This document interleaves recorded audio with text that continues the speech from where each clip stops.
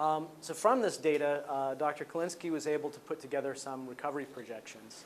And he based this on the size demographics of the reference sites. And he also used growth measurements, repeated growth measurements of colonies in the field, and compared that to the literature and found it to be consistent.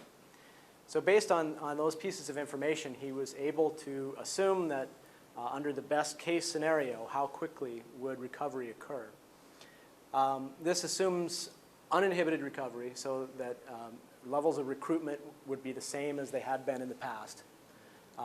It's assuming that history repeats and that there are no effects of topography on herbivore shelter, invasive algae, and that coral recruitment levels would be the same as those assumptions. You can see here, this area has been pretty scraped clean. So in a lot of ways, these recovery projections are best case scenario.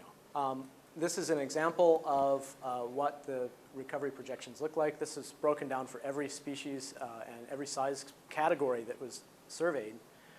And it really showed that approximately 99% of recovery is estimated to occur in approximately 20 some odd years. The largest corals won't recover for approximately 117 years. So the site on the whole won't recover on the order of 100 and some odd years.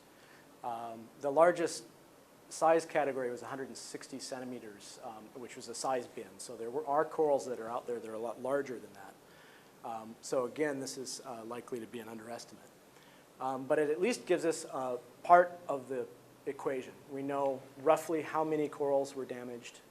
We know roughly how long it will take for them to recover, giving the best case scenario to baseline conditions. The habitat equivalency analysis is really an accounting method for taking that information and then pairing it to the recovery projects or restoration projects. It also attempts to account for the interim loss of resources while that restoration is taking place. This method is used extensively in wetland restoration and in mitigation projects that and actually under United States law, the coral reefs are considered wetlands, even though they are wet, they're not lands. But so in wetland cases, if a developer wants to destroy a certain acreage of wetland, then they have to recreate a wetland somewhere else of a similar scalable amount. So there's this concept of acre years. How many acres of wetland will you destroy, and how many years will it take that wetland to recover? The currency that we're using in this case is coral colony years, because coral colonies were the things that were measured. And this is really one of the best, most detailed cases, best documented cases of coral reef damage. So we're kind of heading into some new area here. So given that our currency is coral colony years, we estimate it's approximately 5 million coral colony years that were lost. And we need to develop restoration proposals that will offset or address those 5 million coral colony years. The restoration proposals have to be shown to be scalable to the injury. You can't have just a token effort, which has happened a lot in the past, but this is a very important case, and it's important to really make sure that it's appropriate. You also can't do something that's island-wide. You have to make sure that it's defensible, that it's fair to the injury that was done. There's a focus on primary restoration first, if it can be done. Nobody knows how to restore a climax community coral reef that's been completely destroyed. But there may be things that could be done to the site that could improve conditions for restoration. And then after this step has been taken, you can then think about compensatory restoration. How much additional work do you need to do to offset that? So I prepared this PowerPoint, and I had the next series of slides showed the 5 restoration projects that we have at present. We have 2 primary restoration and 3 compensatory restoration projects. But I just went through and listed what they are and explained them briefly, but I showed that to managers at Fish and Wildlife and NOAA, and they're not comfortable releasing that information at this time, because this will go together as a restoration package for settlement negotiation purposes to the responsible party. So at this time, I can't really talk about what I've been involved in depth. But I can say of the 5 restoration proposals, I'm the lead author on 3 of them. So I have been heavily involved.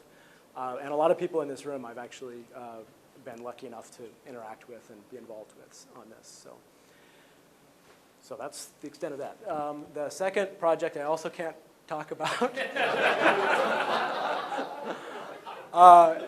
This is the U.S. Army Corps of Engineer and State of Hawaii Department of Transportation Harbors Division project. And the aim here is to improve the capacity for larger vessels coming in and out of Barbers Point Harbor and to reduce navigation hazards.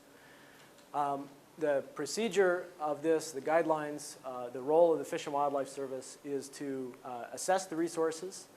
We went out in June and did survey work, which is really interesting. It's my first exposure to really that kind of large-scale survey work. We evaluated the impacts of the proposed alternatives, made recommendations to reduce those impacts. We made recommendations for mitigation and included inputs to go into the habitat equivalency analysis. This report, it's an 83 or 82-page report. It was done in amazing, I mean, the time frame that this was done in is amazing. It was done in, survey work was in June, and the report needed to be finished by October. We didn't get it done until January, but so that, again, my role in this was in assisting with field work, data analysis, report writing, and the habitat equivalency analysis, and I can't really go into the details yet, but it will be released in the environmental impact statement that the Corps will release. And we did work with the Corps to significantly reduce impacts and to suggest mitigation alternatives. So during this process, I was kind of recruited from a scientific position into this management realm, and I always hear at these meetings, you know, what's the management implications for this and that, and until I actually was amongst the managers and seeing the kind of time frame that they're on, the kind of difficult decisions they have to make, I was kind of taken aback by how specific the data needs really are. And in my case, it was very difficult to try to figure out what kind of actions will result in faster recovery of a damaged reef. More specifically, how will individual coral colony years be gained?